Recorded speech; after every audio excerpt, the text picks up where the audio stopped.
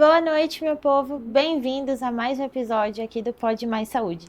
Eu sou Natália Pestana, sou interna de medicina e proprietária da Pestana Clínica Integrativa. E junto com o Jornal Mais Expressão, estamos trazendo mais um episódio para vocês. E hoje nós temos aqui um novo integrante da nossa clínica, que é o Dr. Melk. Ele é especialista em endocrinologia e também agora está ingressando na terapia de injetáveis conosco.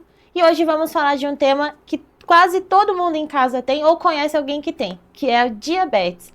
Dr. Melk, queria agradecer a sua presença. Eu sei que o senhor está nervoso, mas fica tranquilo. Boa noite. Tá tudo bem. Se o senhor quiser se apresentar um pouquinho, fique à vontade. Eu sou Melquiades, sou médico cubano, revalidado aqui no Brasil. Fiz uma pós de endocrinologia na AFIPMED e atualmente estou trabalhando na área, agora na clínica Pestana com vocês. Doutor, seja muito bem-vindo. Obrigado. Hoje, então, a gente vai conversar sobre diabetes, certo? Certo. Doutor, queria começar te perguntando o que seria diabetes, para o pessoal de casa entender. Bom, diabetes, de uma maneira simples, seria o excesso de açúcar no sangue. O termo mais fácil para nós conhecermos o que é diabetes. Agora, não é somente isso, a gente tem que conhecer que o excesso de açúcar no sangue, a gente tem que conhecer que o açúcar é a glicose. E a glicose é energia, uma energia que, por mecanismos do corpo, ela tem que ir até dentro da célula. Agora, o que acontece? No nosso organismo, a gente tem um órgão que se chama o pâncreas. Esse órgão se encarrega de produzir um hormônio chamado insulina. A insulina é ele se encarrega de controlar a entrada dessa energia, dessa glicose até a célula, é decir, ele vai controlar os níveis de açúcar no sangue. Então, quando esse pâncreas fica doente, aí acontece a diabetes. Por quê? Porque ele deixa de produzir essa insulina, ou produz muito pouco, ou também existe um mecanismo de resistência da insulina, que a entrada de glicose para a célula está prejudicada, e aí o organismo fica doente. Então, a diabetes acontece por esses mecanismos. E temos que saber que também, para o povo de casa, que a diabetes é uma doença crônica, que quando isso acontece, temos que controlar, porque o ideal é que exista essa harmonização, o metabolismo esteja equilibrado e evitar complicações futuras. E assim, a diabetes ela tem dois tipos, né? Tem a diabetes 1 e a do tipo 2. Certo. Existem vários tipos de diabetes, só que a gente conhece mais a diabetes tipo 1, ou chamada diabetes insulinodependente, ou diabetes tipo 2, não insulinodependente. Porém, existe também a diabetes gestacional, existem outros tipos de diabetes, como o que chamamos LADA, MODI. Também existe diabetes associada a doenças como Klinefelter, como Prader-Willi, es decir, outros tipos de doenças. Es decir, a diabetes está associada a isso. Porém, para nosso conhecimento do dia a dia, é decir, tipo 1, como você falou, insulino-dependente, e tipo 2, não insulino-dependente. Daí tem a que o pessoal caracteriza como a que se nasce com ela, e a que se adquire pelos hábitos do estilo de vida, né? Isso, aquela que é mais do envelhecimento, né? E por maus hábitos de vida. E qual que, assim, que é a diferença o que faz uma pessoa nascer com a diabetes? O que acontece? Existem estudos que é muito discutido, né? Os estudos demonstram que existe um fator genético, porém existe algo mais ambiental também. Desde que a criança está no ventre da mãe, desde o pré-natal e o pós-natal, que isso faz com que desde jovem, com outros fatores ambientais, outros fatores autoimunes, podem levar a padecer diabetes desde criança ao adolescente ou adulto jovem. Por exemplo, um mau controle pré-natal, isso pode levar a uma diabetes. Uma má alimentação durante o pré-natal, por exemplo, o retardo do crescimento da criança, quando nasce a criança, se nascer com baixo peso, se nascer prematuro, se nascer macrosômico, é decir, um bebê grande, isso também pode levar infecções recorrentes depois que nasce da criança, isso também pode levar. Algo muito importante é a lactância materna exclusiva. A lactância materna exclusiva é muito importante para prevenir doenças futuras, entre elas a diabetes. Evitar a introdução cedo de leite de vaca, tudo isso vai formar parte. E a parte mais genética, né? Crianças que têm algum defeito genético, como o Prader-Willi, o Klinefelter. Entendi. Doutor, da diabetes gestacional, que causa muita confusão, porque daí, assim, a pessoa vai lá, faz o exame antes da gestação e a glicemia dela tá sempre ali em jejum de 90, tudo. A gente fala, não, ok, você não é uma pessoa diabética. Aí essa mulher engravida, daí ela vai fazer o exame, a glicemia dela dá 93, 94 e algumas dá 96. Daí quando dá acima a gente fala, não, então você já era diabética ou pré-diabética. Ela fala, não, mas o meu exame sempre foi 90. O que acontece que para a mulher entender que assim, durante a gestação ela vai ter essa diabetes, mas se resolve depois da gestação, porque sempre traz essa confusão, né? O que acontece? A diabetes gestacional, ela é diagnosticada quando tem acima de 92, no exame da glicose, a glicemia jejum, acima de 92. E a mulher tem que entender que quando ela engravida, existem muitas mudanças no organismo. E essas mudanças têm que estar acompanhadas de atividade física, de uma boa alimentação, de hábitos de vida saudáveis. Isso pode trazer como consequência que, por fatores ambientais, de sobrepeso, obesidade, e levar a padecer uma diabetes gestacional. Agora bem, depois que acontece essa diabetes gestacional, não é que a pessoa está curada, para nada. Diabetes gestacional é um fator de risco para diabetes mellitus tipo 2, mais adiante, mais para frente, pode ser meses, anos, com sobrepeso, com um hábito de vida inadequado, padecer uma diabetes tipo 2. Entendi. E então, tudo que a mulher faz durante a gravidez vai interferir. Igual quando a gente vai falar para um senhor de idade. Vai influenciar, sim. E quando o paciente senta na sua frente e fala, doutor, mas eu não como açúcar. Por que eu tenho diabetes? Porque existe uma ideia na população que acham que diabetes é igual a comer açúcar. E não é assim. Se demonstra, e hoje, na atualidade, são muitos estudos abordando essa questão de carboidratos, de açúcar. Tem se demonstrado que carboidrato é o pior inimigo da diabetes, muito mais do que o açúcar propriamente dito, né? Por quê?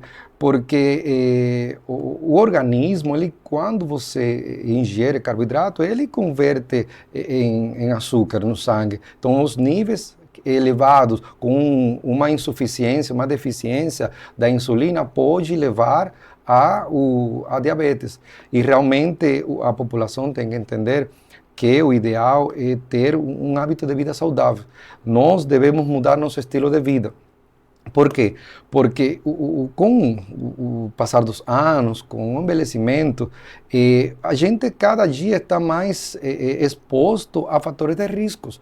E esses fatores de riscos, por exemplo, hipertensão, doença cardiovascular, não praticar atividade física, tabagismo, obesidade, sobrepeso, tudo isso pode levar a que a gente mas em um futuro possa padecer de uma diabetes. Daí assim, né, lá quando eu vou atender no UBS, sempre chega o senhorzinho que fala, não, filha, não tenho diabetes. Aí vai lá, toma metformina. Daí tem outros que toma aquele glicazida junto, toma uma série de coisas. Você fala, mas o senhor tá comendo? Não, cortei o açúcar do café, não tomo refrigerante. Aí, tá bom, que fruta o senhor come? Laranja. Quantas laranjas come no dia? Eu como uma penca de laranja. Realmente acontece. Porém, nós como profissionais nunca devemos nos cansar, nunca devemos desistir de explicar para o paciente como deve ser sua dieta, encaminhar o paciente ao nutricionista, um profissional para também fazer um acompanhamento conjuntamente. E nós, como profissionais, sempre orientar o paciente sobre a doença que tem, as consequências que vai trazer se não se cuida. Porque, como falei no início, a diabetes é uma doença crônica. E doenças crônicas são doenças para a vida toda. E a gente tem que aprender a conviver com ela. Sei que a diabetes, hoje em dia, por exemplo, para entender, tem em torno de 537 milhões da população mundial. A cada, sei lá, 11 pessoas, um é diabético. A cada, de uma em 5 pessoas, são um diabético de mais de 65 anos, entendeu? Tem uma alta recorrência. No Brasil, hoje tem em torno de uns 20 milhões de diabéticos. Então, é algo que está aumentando. E nós temos a tarefa, nós temos o dever de explicar para o paciente o que é essa doença e os riscos que traz. Porque ela traz muitas complicações que podem ser fatais. E, assim, uma das complicações, por exemplo, é a vista, né? E Isso. a outra que o pessoal já começa, ai, o meu pé. Isso. A gente sempre conversa na UBS assim, né? Machucou, não fecha mais a ferida. Isso. O paciente diabético, ele apresenta dificuldade para a cicatrização. Lembra que a gente falou um pouquinho sobre o mecanismo da glicose. Ela tem que entrar no sangue. Então, a glicose é energia. A célula precisa de energia, nutrientes. Se essa célula não tem nutrientes, então ela vai morrer. Aí os tecidos começam a morrer. É o que acontece com o pé diabético, aquelas lesões que acontecem nos pés. A gente tem que orientar o paciente a quando eles não sintam uma sensibilidade, se tiver diminuída, tem que procurar nós para fazer um exame, para abordar esse mal-estar, para a gente ver se está padecendo de risco para um futuro pré-diabético. Cortar as unhas adequadamente, ou que outra pessoa corte as unhas, o secado dos pés, não usar sapatos apertados, porque o que acontece com a diabetes diminui a sensibilidade. Ele não sente que tem uma lesão no pé, ele não sente que o sapato está apertado demais, então tudo isso pode levar a padecer de um pé diabético, e uma ferida pode levar a uma amputação futura. Entendeu? E na parte da vista que você falava, é a retinopatia diabética. Retinopatia diabética é uma complicação muito temida, porque pode levar ao paciente a perder a visão parcial ou totalmente. O que acontece, doutor? Que a pessoa que ela tem a diabetes, a gente acaba avisando ela que se ela não cuidar, não for ao oftalmologista todo mês, né, ou todo ano, ela tem a retinopatia diabética. Exatamente, existem microlesões que acontecem na retina do paciente. Por isso, a gente orienta o paciente diabético todo ano fazer um exame que se chama fundoscopia ou retinoscopia para avaliar como está essa retina. Então, o objetivo do tratamento é que o paciente evite, o paciente não sofra dessas futuras lesões, que podem vir, às vezes não são, o paciente já tem até um problema oftalmológico associado, tem uma hipertensão associada que pode também levar a uma retinopatia e, por consequência, perder a visão no futuro. Mas nós, como profissionais, vamos orientar o paciente para visitar o oftalmologista e fazer todo o acompanhamento que precisa. E assim, doutor, qual que é a diferença de uma pessoa que chega no postinho de saúde falando que está pré-diabética para uma pessoa que tem a resistência à insulina? Bom, a resistência à insulina a gente vai avaliar desde o exame físico, quando apresenta, por exemplo, a cantose nigricans. O que é a cantose nigricans? É aquela lesão, isso. Assim, né? É uma mudança da cor da pele mais escura que acontece geralmente no pescoço, pode acontecer nas axilas e nas pregas das virilhas. isso é a acantose nigricans. Quando a gente vê isso, a gente já orienta o paciente para fazer um acompanhamento de uma possível diabetes ou de um pré-diabetes. Aí também a gente, quando faz um laboratorial, um check-up, quando a gente faz pede exames para o paciente, a gente também, através dos exames, vê pelos níveis de glicose que o paciente não é uma pessoa diabética, mas também não é uma pessoa que está saudável. E a gente entra com medidas, tanto farmacológicas e não farmacológicas. Às vezes a gente entra com a medicação, independência dos fatores de risco, e muitas vezes a gente entra com mudança do estilo de vida. E tá agora na moda usar o psyllium, né? O pessoal chega assim falando assim, não, mas eu não quero tomar o glifage ou a metformina porque eu quero tentar o psyllium. O psyllium, assim, se ele for introduzido numa pessoa que está beirando ali o pré-diabetes, ele realmente vai ajudar a reverter o quadro? Bom, vamos lá. A questão, o paciente, a gente tem que entender que o desejo e vontade do paciente é uma, mas a necessidade é outra. Sim. Então, isso são umas coisas que eu gosto da parte integrativa, que eu associo a endocrinologia, o que eu tenho aprendido na endocrinologia com a integrativa é que a gente vê o paciente como um todo. Então, o paciente chega e fala, eu quero usar, a gente vai ver se o paciente pode, se tem essa necessidade e se precisa de outra medicação. Na realidade, para um paciente pré-diabético, com mudança de estilo de vida, é uma arma fundamental. Se tem que usar o psyllium, se tem que usar metformina, se tem que usar outra ajuda, outra medicação, vai usar, mas sempre que seja em benefício para ele e sim fazer mal. Porque a gente tem que avaliar não somente o que o paciente quer, senão, como eu te falei, a necessidade como tal dele. Uhum. E daí, assim, tratamentos, né, da diabetes. É só a metformina e o glicazida? Porque a insulina eu vou deixar para depois, o pessoal fala do castigo da insulina. Ou ela tem alguma outra forma, além da mudança do estilo de vida?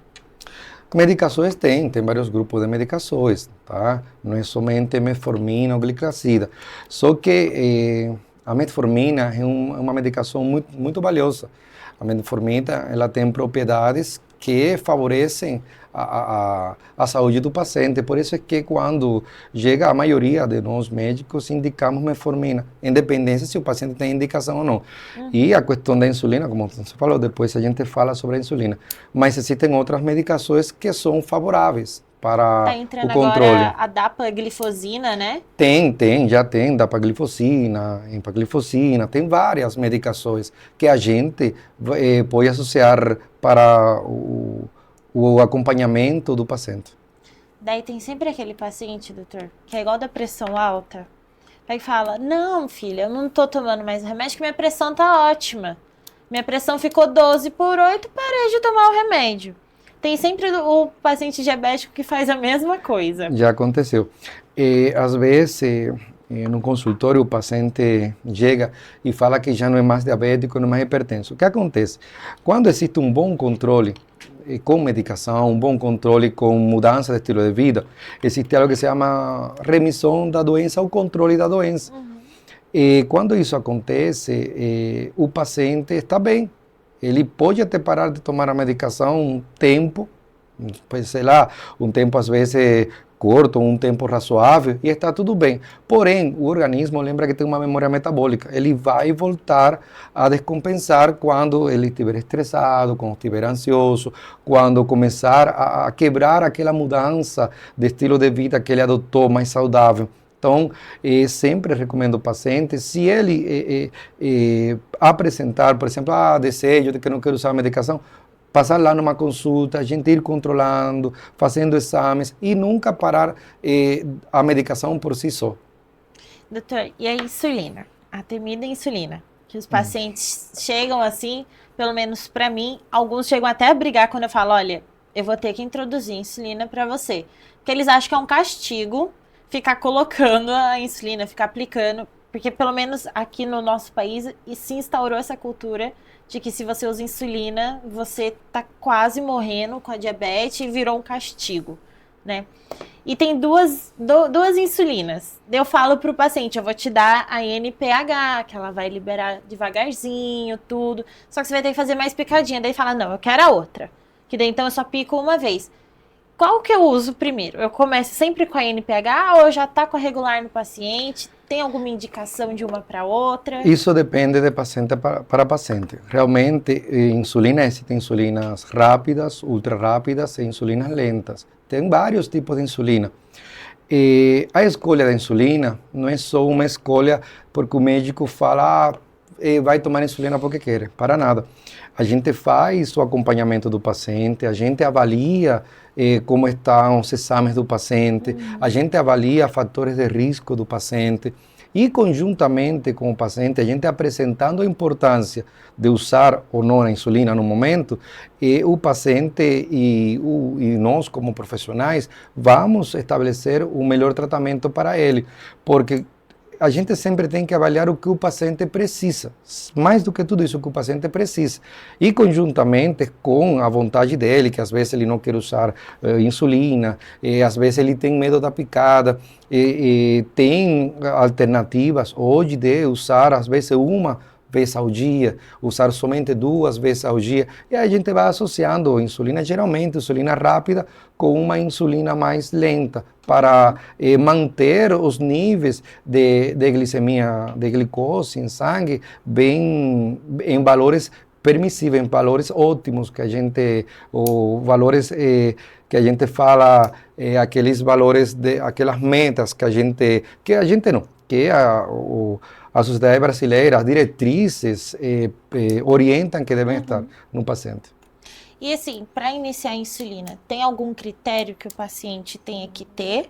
Ou eu posso pegar e já sair iniciando insulina para qualquer paciente? Não. Realmente tem critérios. Para usar insulina tem critérios. Por exemplo, geralmente num paciente insulino dependente, tipo 1, se usa insulina desde o primeiro momento que se diagnostica. Por quê? Pelo quadro, pelos sintomas e porque pode levar a complicações mais rápido e mais fatais, mais complicações que são bem agudas. Tem outros pacientes de insulina de diabetes tipo 1, que a insulina se pode até indicar em um período posterior, que já é um período geralmente em poucos meses.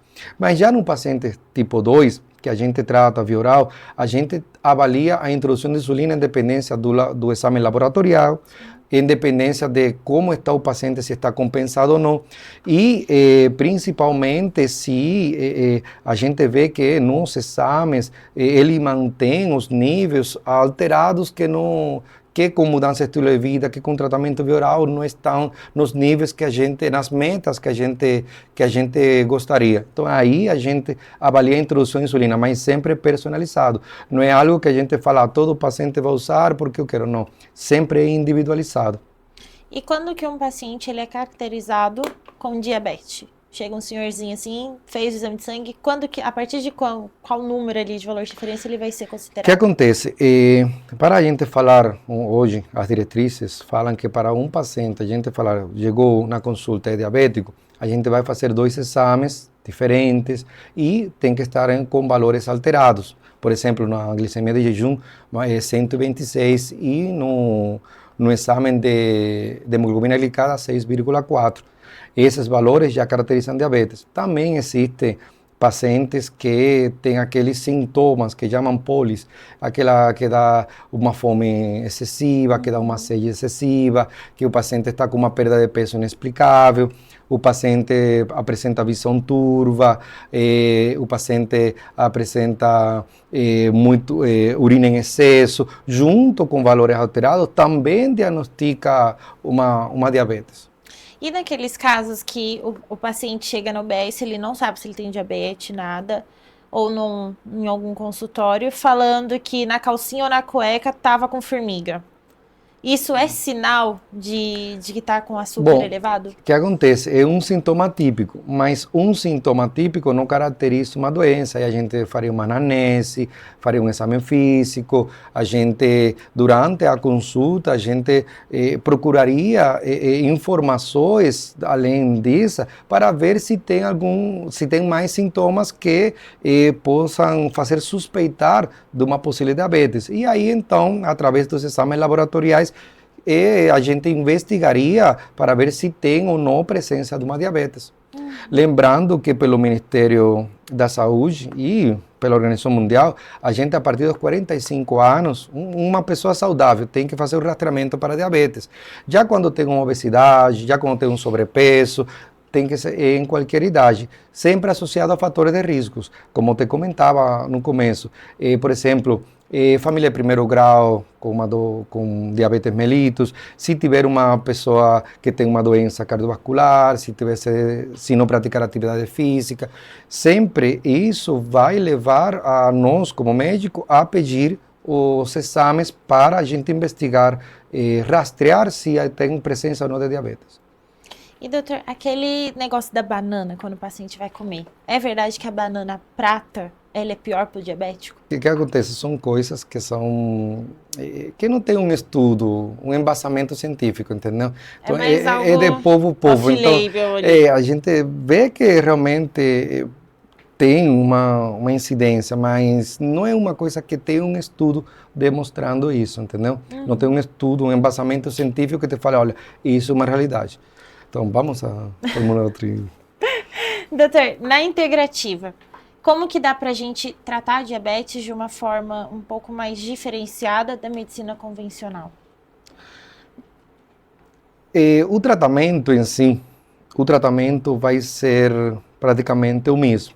A abordagem vai ser diferente, porque com a integrativa a gente faz aquele olhar mais holístico, aquele olhar mais integral, aquele olhar onde a gente vai avaliar não somente a doença, a gente vai avaliar a pessoa e a gente vai avaliar a parte espiritual. A gente vai cuidar do paciente como um todo, não é só diabetes, paciente diabético, toma remédio, vai embora, faz um exame. Não, a gente vai abordar outras questões, por exemplo, a gente vai ver como está a parte do organismo, da parte de vitaminas, a necessidade que ele tem de suprir vitamina, que também a gente na consulta do dia a gente faz, mas também a gente vai, às vezes o paciente deseja só conversar, às vezes o paciente tem um problema, tem uma situação, e a gente conversa com ele, a gente dá uma abordagem um pouco diferenciada.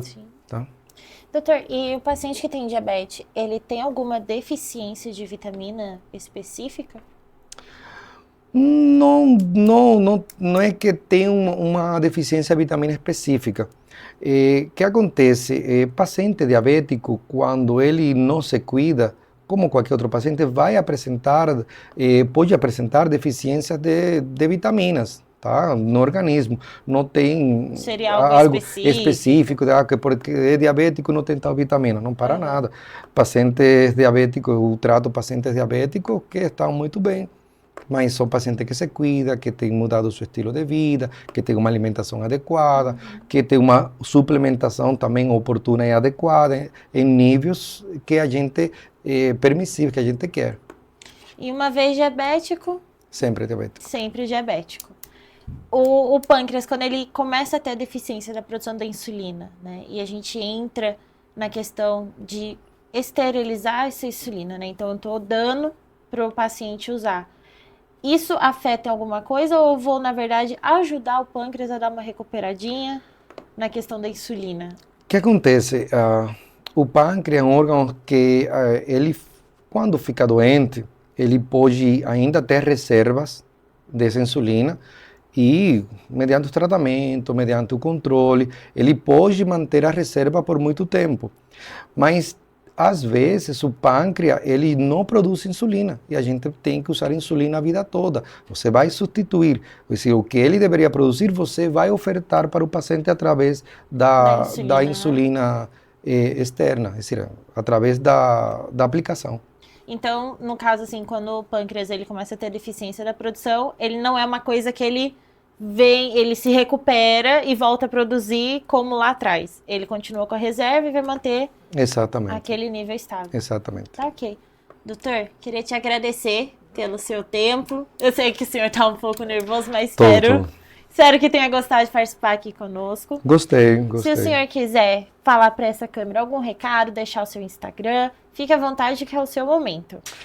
Bom, a mensagem principal é para as pessoas que estejam preocupados com a questão da diabetes, é agendar uma consulta com seu médico de preferência, com seu médico de confiança, com esse servidor aqui também, e a gente esclarece qualquer dúvida que tiver, a gente investiga, a gente aborda a questão da diabetes e outras doenças. Se a gente vê que a gente não tem a competência para resolver uma situação, a gente encaminha e a gente procura algum especialista que precise para ele ficar bem.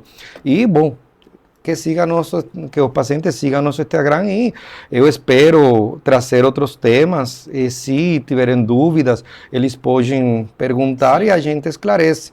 É um prazer para mim estar aqui, primeira vez que faço algo assim, então desculpem que estou um pouco nervoso, um pouco ansioso, mas se falei também algo que, sei lá, inapropriado, também a gente corrige se precisar, tá bom? A gente pega e fala, começa a excluir os comentários corrigindo, não tem problema, a gente deixa só os positivos. Pessoal, esse foi mais um episódio aqui do Pode Mais Saúde.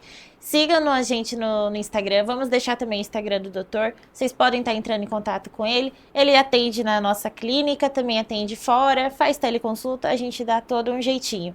Muito obrigada por ter assistido até aqui. Obrigado.